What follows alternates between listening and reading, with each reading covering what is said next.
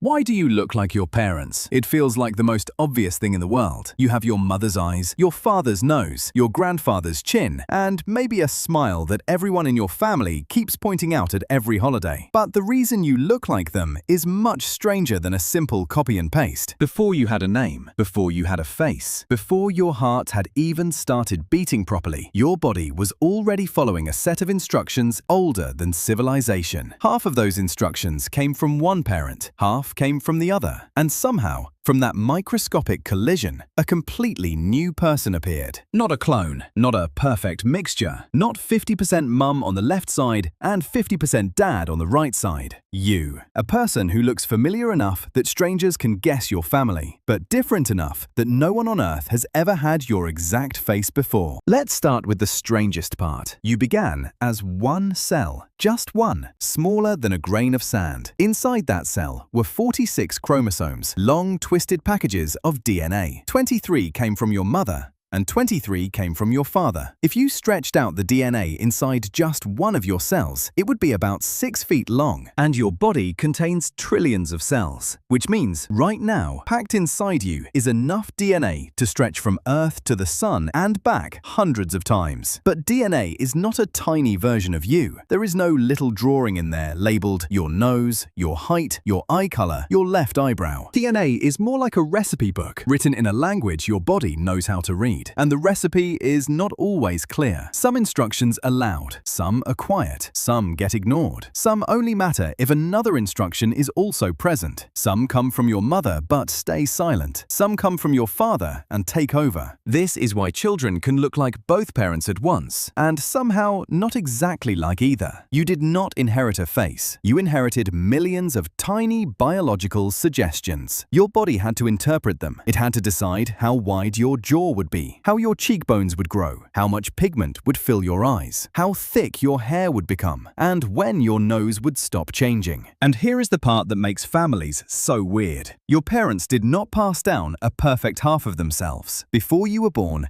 something happened inside each of them that scrambled everything. When your mother produced the egg that became you, her chromosomes shuffled. When your father produced the sperm that became you, his chromosomes shuffled too. This process is called recombination. It is basically biological card shuffling. Each parent carries two versions of most genes, one from their mother and one from their father. But when they make a child, they do not hand over one clean set. Their DNA crosses over, breaks, swaps sections, and builds a new combination that has never existed before. That means you are not just half of your parents. You are a remix of your grandparents, great-grandparents, ancestors whose names nobody remembers anymore. A tiny part of your face may have skipped your parent completely. Maybe your father does not have his mother's eyes, but you do. Maybe your mother does not have her grandfather's chin, but your brother does. This is why siblings can come from the same two parents and look completely different. One child gets the darker hair, one gets the lighter eyes, one gets the taller build, one looks exactly like the father, one looks like a random aunt from 80 years ago. Genetically, full siblings share about half their DNA on average. But which half is the trick? Imagine your parents each holding a deck of 23 cards. Every time they have a child, they shuffle the decks and deal a new hand. Same two decks, completely different hand. That is why one sibling can look like a miniature version of the mother, while another looks like the father was photocopied badly on a low-ink printer. But even that is too simple, because genes do not all work the same way. You have probably heard of dominant and recessive traits. The simple school version is that brown eyes beat blue eyes, and dark hair beats light hair. But real genetics is messier than that. Eye color alone is influenced by many genes, not one. Skin tone is influenced by dozens. Height is influenced by hundreds, maybe thousands. Your face is one of the most genetically complicated things about you. The distance between your eyes, the shape of your nose bridge, the curve of your lips, the angle of your jaw, the size of your forehead, the shape of your ears. All of it comes from a huge number of genetic instructions interacting at once. That is why your face does not look like a simple average of your parents' faces. If it did, every child would look like someone blended two photos together. But families do not work like that. A son can have his mother's eyes, but his father's brow. A daughter can have her father's mouth, but her mother's expressions. A baby can look exactly like one parent, then slowly grow into the other. And this happens because your face is not finished when you were born. It keeps changing. Your skull grows. Your jaw expands. Your nose lengthens. Hormones reshape the face during puberty. Fat moves around. Bones thicken. Muscles change with the expressions you repeat every day. The baby face your parents argued about in the hospital was not the final version. That is why people say things like, "You looked exactly like your mum as a baby, but now you look like your dad." They are not imagining it. Different genes switch on at different times. Some family resemblances hide for years and then suddenly appear. A teenager wakes up one day with their father's face shape. An adult looks in the mirror at 35 and sees their mother staring back. But there is something even stranger. You did not only inherit the way your parents look, you inherited some of the machinery that controls how your body uses those instructions. This is where epigenetics comes in.